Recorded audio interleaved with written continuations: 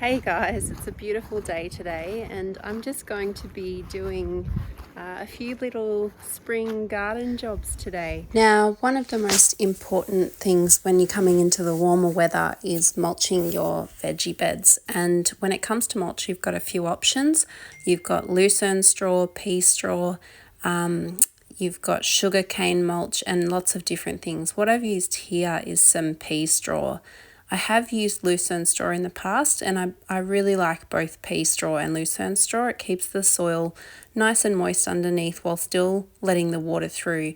You can see it's quite a coarse mulch here and it lets the water through really easily while maintaining the moisture levels within the soil, stopping the topsoil from drying out. I find with using the sugarcane mulch that the sugarcane fibres are really thin and fine, and they tend to mat together and can prevent the water from getting through. The other benefit of lucerne or pea straw is that it breaks down really well and rots. As you can see underneath, it's quite wet and the worms love eating it as well, so it adds to the soil health.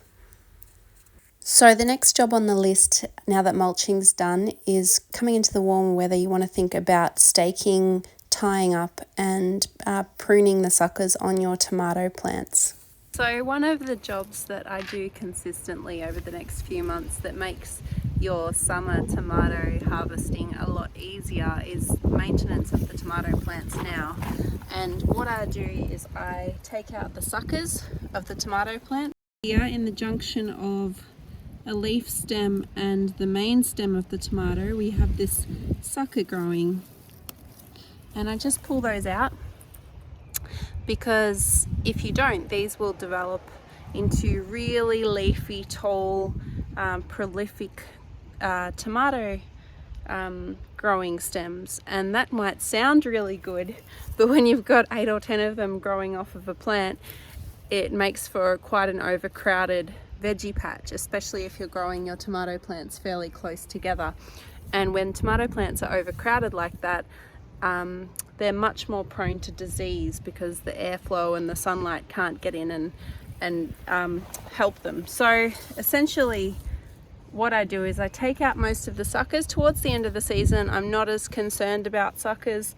I'll let it develop, 2 or 3 leaders if it wants to, but at the very beginning, when I want a lot of that energy to go into root growth and to grow into a nice strong central leader, I'll just focus on that and take those suckers out. And the other thing I do is I start to tie up my tomato plants. These being indeterminate varieties get really tall and rangy, and they'll fall over and flop over everywhere if you let them. So I use these linen plant ties and I just loop them around in a figure 8. So one loop around the tomato plant and one around the stake. And by looping them in a figure 8 like that with a crossover in the middle, it prevents your tomato plant rubbing on the stake and getting damaged and getting diseased. So yeah, that's why I tie them up like that, and I just continue to do that all through spring and early summer.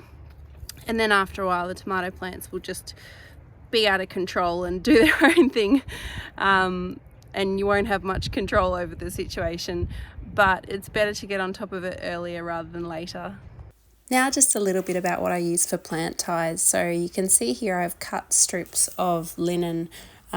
These are just offcuts from sewing projects I've done in the past, and essentially I cut them into strips, and this is an old one tied to a tomato stake here.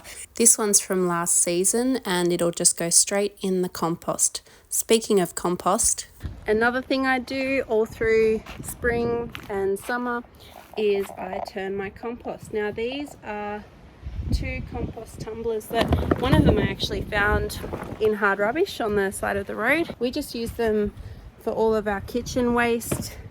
Anything bigger than that we tend to compost in a large bin, but those have unfortunately been decommissioned at the moment just because of this shed that's being built and all of the disruption in the yard. So I need to find a spot to put that bin down. But these have our kitchen waste in them.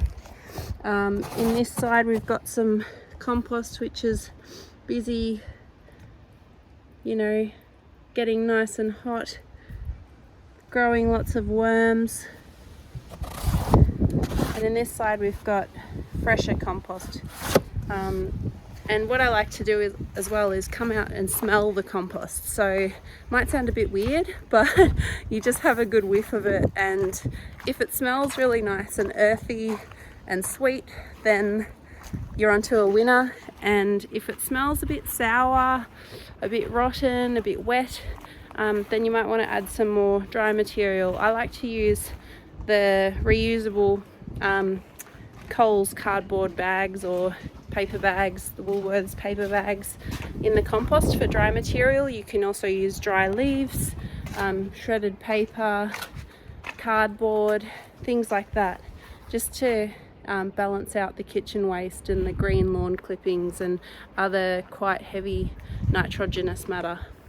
So we've done our mulching, we've done our tomato plant maintenance, and we've done some composting. And now the final job for today is looking after these flowers. And I like to just go through and deadhead them. So any of the flowers that look a little bit mangy, I just nip right off, and that will encourage all the new growth to come through. You can see that's lots and lots of little young shoots coming up with fresh buds on them, and by just nipping off these flowers here that are a little bit spent, you'll encourage more of those buds to be produced. And I just let those deadheads fall onto the mulch, and that'll just contribute even more to the lovely mulch you've got going there. You can let some of the flowers go completely to seed, and I definitely do that in my beds where I grow fruit trees, and they essentially will just keep seeding year after year, and I don't have to plant them as annuals anymore. So you can definitely let some of these flower heads go to seed as well. Anyway, guys, I hope this video inspires you to get out in the garden this weekend. It's going to be lovely weather here in Melbourne, and just get out there and have a crack at some of those lovely little spring jobs, like tying up your tomato plants before they get too unruly.